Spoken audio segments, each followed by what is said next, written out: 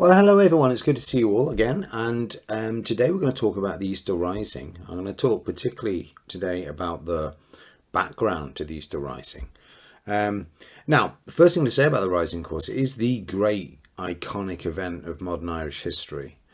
I think even if people don't know anything about modern Irish history, it's one thing they would probably have heard of. In the same sense, someone may have heard of the French Revolution, or not really heard of the French Revolution, but they'd have heard of the Bastille, or the history of Texas. You probably have heard of the Alamo. So it's the great kind of iconic event. And it's also, of course, the key ideological foundation myth of modern Irish nationalism. And that's a very important point. Not just modern Irish republicanism, but nationalism as well. Which means also, as we said, the constitutional strand of Irish nationalism all look to this event. Republicans, they'd be happy to claim this is absolutely fine, this is what they do, this is all their shtick, this.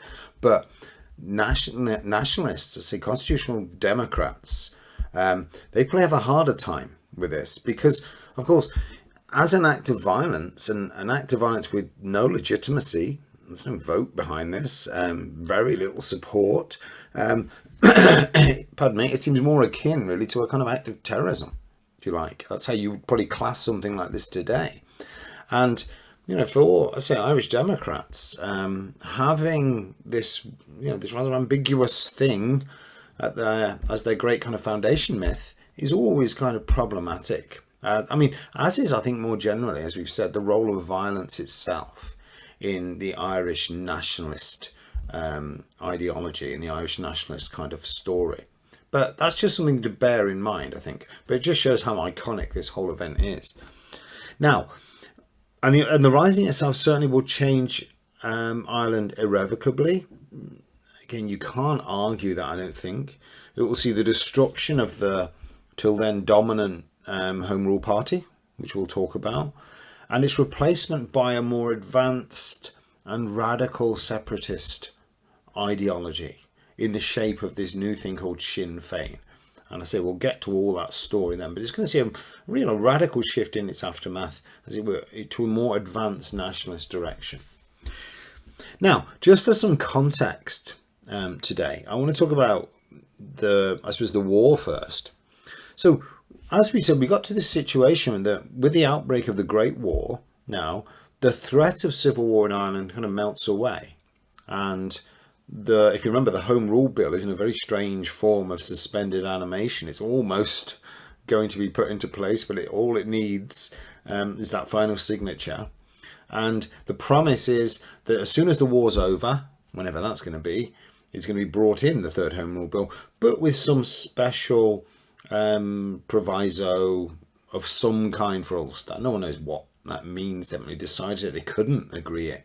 But there's going to be something for Ulster at the end of it. That's the plan. So it's hanging over this situation. Generally speaking, Ireland's war experience, Ireland is certainly at its most peaceful and most prosperous during the First World War than it ever been in its history. It was huge, big government contracts and so on. And the European war, to be fair, draws enormous support from Ireland. Certainly don't think of this as people reluctantly backing the war effort. That just isn't true at all. Unionists and nationalists throw their weight behind it. And something like around 250,000 men go off to serve in the British Army in various places. And again, very important point, conscription is not introduced in Ireland. So all of these 250,000 men are all volunteers. That's a very important point. And volunteering will continue right up until the end of the war. So even when after the Easter Rising, with all this, we'll see all this radicalism and so on, you still get people volunteering. And again, remember, this is a country of only 3.9 million people. So 250,000 is a lot. Around a third of all young men under the age of 35 volunteer to fight. It's a very high proportion. Certainly in Britain, I think only Scotland has a higher proportion. And Scotland has a very long history of links with the British military, but it's very, very high. Just show you actually some of these recruitment posters. Very typical. These are the Irish versions of the kind of posters you see all over Britain, all over Europe, and so on at the time. I mean, in terms of religion, certainly Protestants, I suppose, are more likely to volunteer in proportion to their share of the population. But if you examine the figures in a broad kind of all Irish kind of provincial context, you certainly see that, say, 3/4 of all recruits in Ulster are Protestant, even though they make up about 53% of the population. It's more like sort of 75% of them actually are joining, but lots of, say, Catholics joining. If you remove Ulster, though, and look across Ireland, you see it's much less pronounced there. There's masses of Catholic recruits joining this army. And we should never forget, and I think it's often been forgotten, there's something like 35,000 Irishmen die fighting in the Great War.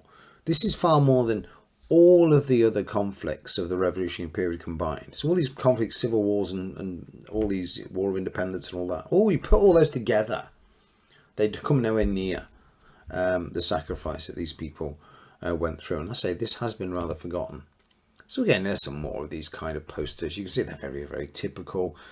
The reasons why people are joining up, and there's been Keith Jeffrey has examined this in great detail in his book, which is in the advised reading, and he's found really that there aren't that many differences in terms of motivations amongst Irish recruits. They tend to be the same as other people in Britain, for example. So some of it might be financial distress, a downturn in the local linen industry. Others, it's patriotism. Others, it's just a sense of adventure. Young men keen to join up with their mates and go on. There's a lot of that happens. So there's nothing, I think the point is there's nothing special in that sense about Ireland. You can't discern anything about Irish recruits that's particularly different. Now, particularly when we talk about these paramilitary forces that have existed, if you remember, the UVF and the Irish Volunteers have existed. It's not a problem with the UVF. The UVF, of course, will end up, transferring automatically into the British Army. That's not a problem, because the Irish Volunteers, you'd imagine, may be a bigger issue. But John Redmond himself makes a famous appeal, and I'll just show you here. This is in September 1914, so the war's just started, where he now makes a big appeal to the volunteers now to join up, that this is their duty, a higher moral calling, and so on. And I won't read all of this, you can read this in your own time, but just give you the final paragraph there. I say to you, therefore, your duty is twofold. I am glad to see such magnificent material for soldiers around me, and I say to you, go on drilling and make yourselves efficient, and then account yourselves as men, not only in Ireland itself, but wherever the firing line extends in defence of right, of freedom and religion in this war. That's the key line. So he's saying that, yes, you're volunteering, you're fighting for Ireland and so on, but don't just fight in Ireland, where there's a higher moral purpose. You have to fight for small nations just like you, suffering people like the poor Belgians. Go out there and do your duty for them. So that's the big core. And the effects of this are immediate. And you'll see Redmond is quite prominent in much of this propaganda and so on. And I say they do end up joining en masse. We'll talk about that in a second. The Irish Volunteers, they do end up joining up, except for a small group of them. Now, so these paramilitary forces that we've had during the Ulster crisis will now move, as it were, en masse now and become divisions of the British Army. So I say the UVF are transformed now into the 36th Ulster Division. So that's the UVF in arms, if you like. Because there's more recruits in the rest of Ireland, the other three provinces, they get two different divisions. There's the 10th and the 16th Irish divisions. And I say they represent the other provinces. And these divisions will fight really everywhere, all over the place. Particularly the 10th Division, for example, serves mostly in the east. So they tend to be in Gallipoli, in Greece, in Palestine, and all these kind of places. The 36th Ulster Division and the 16th Irish Division, they tend to be on the Western Front. That's where their focus is. And of course, the most harrowing losses of this war are those suffered by the Ulster Division. In the first 2 days of the Battle of the Somme in July 1916, where they lose over 5,000 men killed or wounded. Terrible tragedy. And this, of course, is commemorated to this day. It is part of the mythology now. This is the foundation myth, you see, of Ulster Unionism. In the same way the Easter Rising is for Irish nationalists. This is their great sacrifice. And you'll see here, again, you can see this Orange Order banners and so on. The brave men of the Ulster Division. And of course, just to mention, so this is so central. This is right, the sensitive point, as it were, of Ulster Unionist identity, which makes things like this, which was what the Provost will do later in 1987, blowing up a Remembrance Day commemoration in Enniskillen. I mean, it's ridiculous. I mean, you are really, if you're trying to win hearts and minds already, you really are. It's the most offensive thing I think you could do to Ulster Unionists, is target this. It's dreadful. And you'll see here John Hume himself disguises how provocative it is and how much a terrible crime committed against Unionist people. Terrible own goal, that.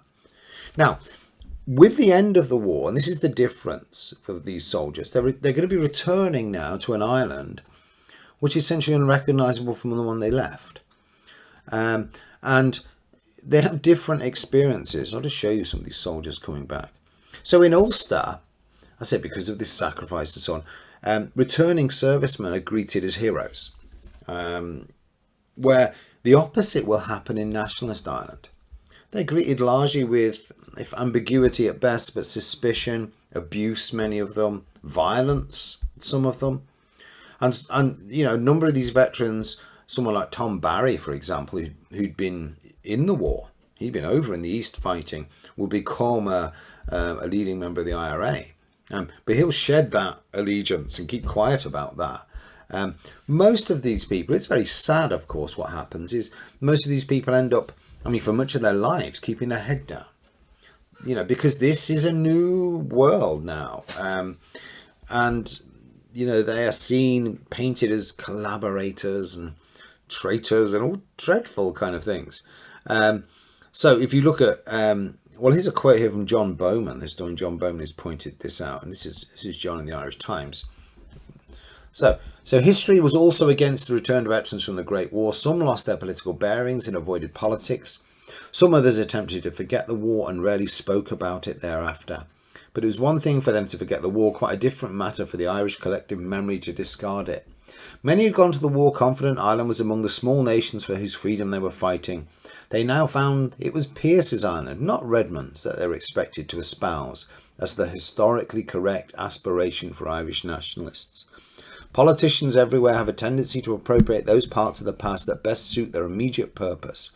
But this remains a shameful episode in the history of Ireland.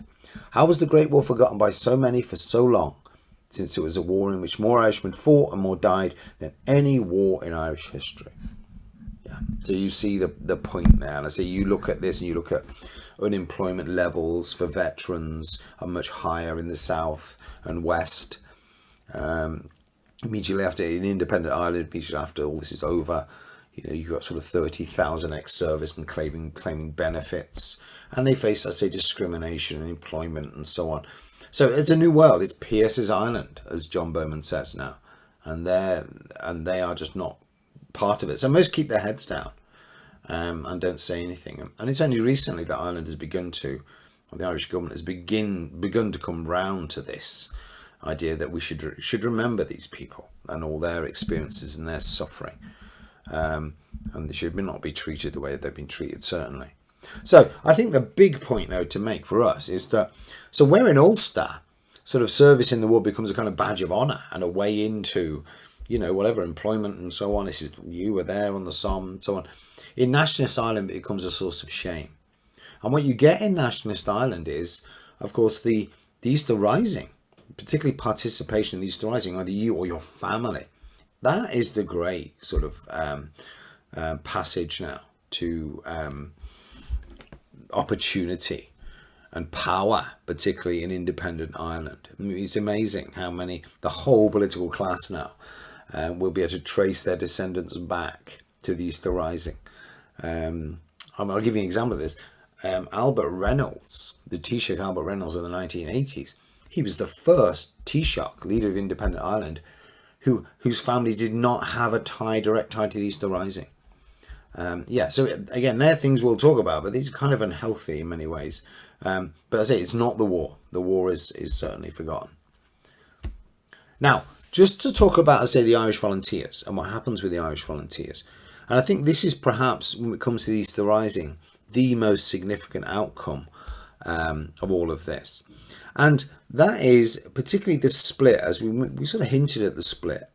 When Redmond makes his call, and the vast majority of this, 180, 200,000 Irish volunteers go and join the 10th and 16th Irish Divisions, there's a small group, a rump group, 10 or 11,000 of them, who refuse this. They refuse to go and fight abroad. They think we'll fight in Ireland. That was our initial job, to defend liberty in Ireland, whatever it might have been.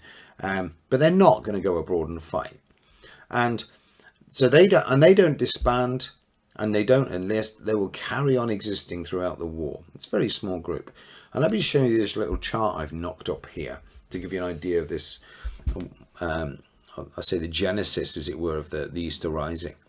So you got the Irish Volunteers in 1913. Redmond's lot changed their name to the Irish National Volunteers, but for a very short period of time, because then they disband because they were going to join the army.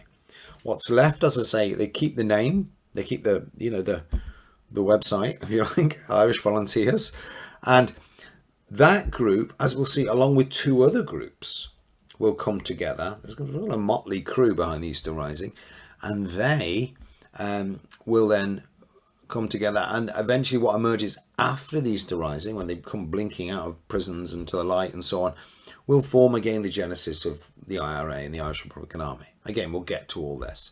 But I say that rump group is very, very important in terms of being the foot soldiers, as it were, of the Rising. Now, they're going to be joined, as I say, by these two other groups, and one of them we've met before in the shape of the Irish Republican Brotherhood.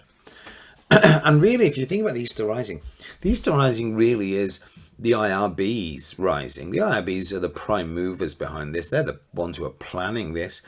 They're the ones who are going to end up, in many ways, perverting the Irish Volunteers and co-opting them and using them now, I say, in the Rising itself. And again, let's show you here the IRB. And a nice book here, by the way, by Owen McGee, if you're interested in the IRB, just to mention that in case it's not on the list that I've given you.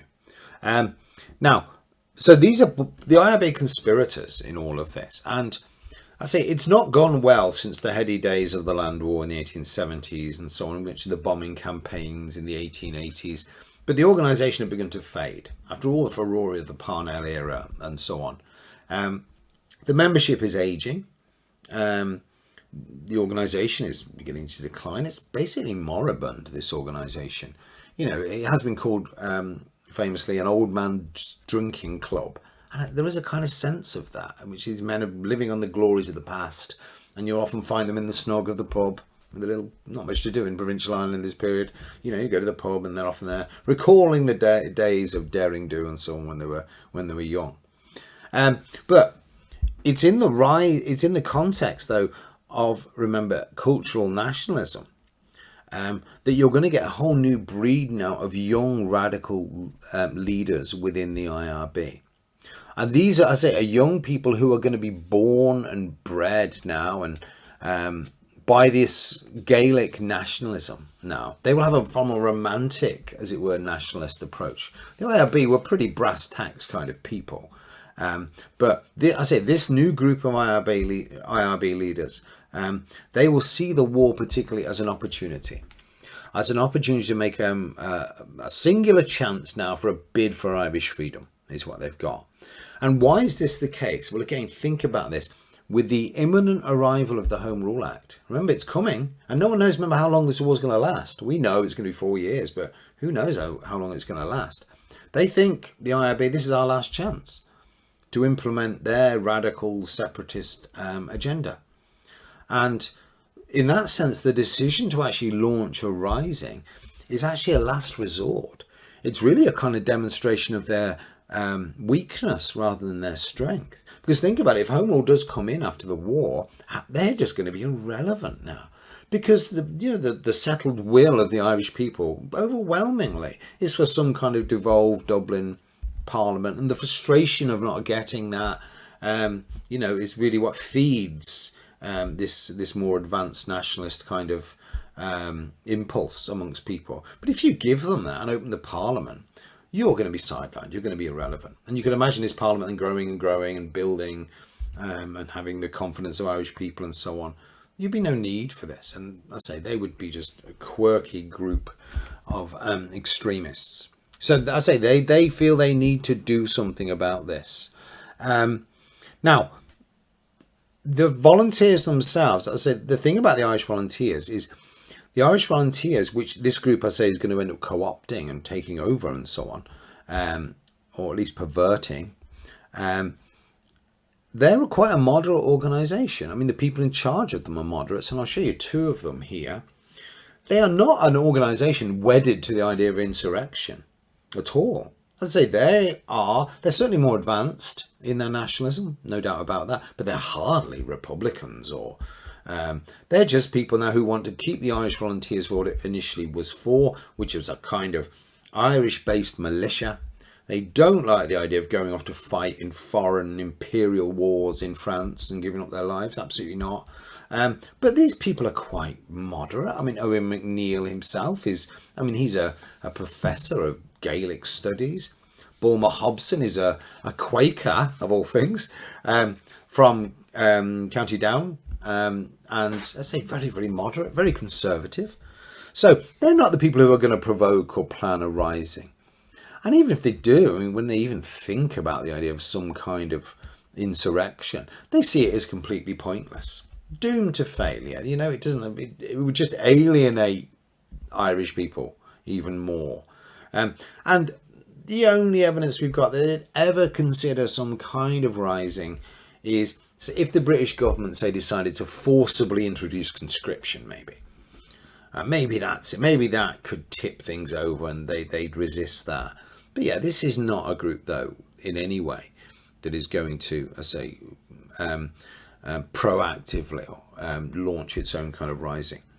So it's going to come from the IRB. The IRB are going to be the organisation, who barely 1 month into the war now start talking about the creation of a rising. And they're going to use the Irish Volunteers to do it. And key radicals, this small conspiratorial group now, move to secure positions on the executive of the Irish Volunteers, whilst keeping their IRB identity secret. So, and what they do is they create a secret military council now. So this is a conspiracy, as it were, within a conspiracy. Leyland Lyons famously calls the leaders of the Easter Rising a minority of a minority of a minority. So they're going along to the meetings of the Irish Volunteers and they're sitting on the executive and they're, Pearce is director of organisation, Plunkett's director of military operations and so on. But also at the same time, they are a conspiratorial group within that who will then meet themselves later and discuss their own shadowy plans now for launching their own uprising. And it's an issue particularly, the role of the Irish Volunteers in this uprising, as in the foot soldiers of all of this, how much they actually will end up knowing about the Easter Rising, because you can't go and tell your ordinary Irish volunteer, right, we're going to launch this rising 24th of April 1916, be ready, because this news would reach out. And this is not an organisation, full of radicals. So they'll have to hide this conspiracy really until the last minute. And we'll see that creates a lot of problems. They'll suddenly reveal this now to the Irish Volunteers and say, we're going to launch this rising, plans are in place. And we'll see just how many Irish Volunteers think, what's this? I didn't sign up for this. This is one of the reasons the rising will end up with relatively small numbers in terms of people who actually participate in it. Now, so that's just a bit of background there on the rising. And what I'll do in next time now is I'll talk about in more detail about this strange group of people who are brought together to launch the rising. They're a very eclectic group of people, kind of oddballs in many ways, from all different ideological backgrounds. And the point will be, this group, I mean, outside of the battle or the heat of battle, I think these people would never have agreed with each other on anything, because they're all from different sort of strands of, let's say, radical opinion. But they're going to come together. This eclectic group's going to come together now and try and forge this, let's say, this rising, this revolution. So what we'll do is we'll talk a bit about those next time. And we'll also talk about some of the plans for the rising, and let's say how it becomes compromised, and if we can discern what exactly the idea is. Okay, so see you next time, folks. Thanks.